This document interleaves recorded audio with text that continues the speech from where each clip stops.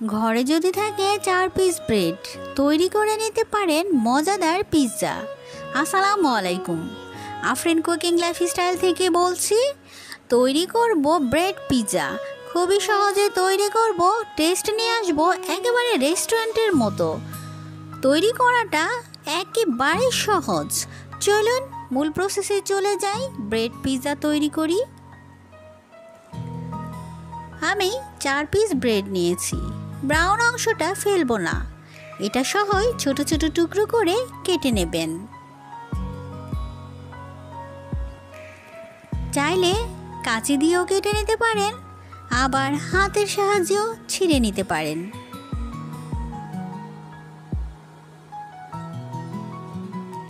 সবগুলোকে টুকরো করে নিয়েছি।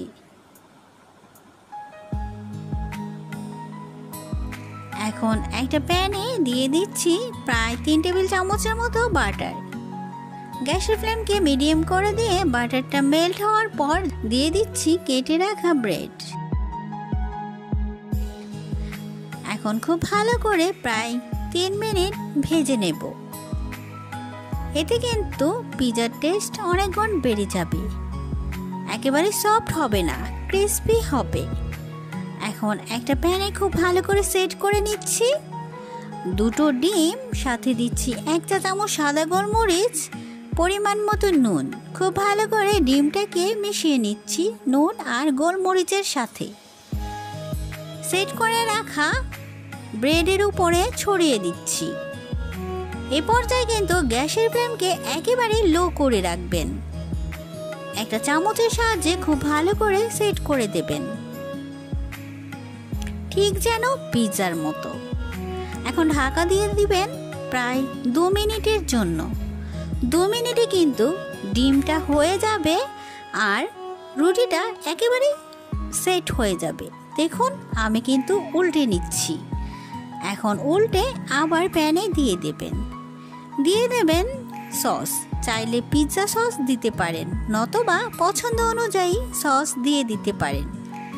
আমি এখানে টমেটো সস দিয়েছি, কিছুটা বারবিকিউ সস। খুব ভালো করে মিশিয়ে নেব।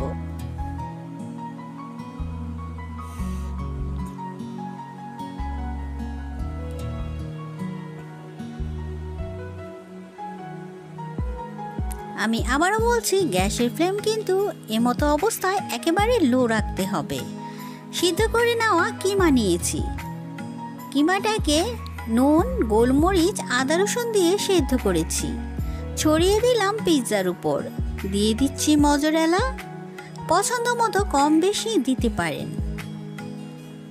হাতের সাহায্যে ছড়িয়ে দিচ্ছি।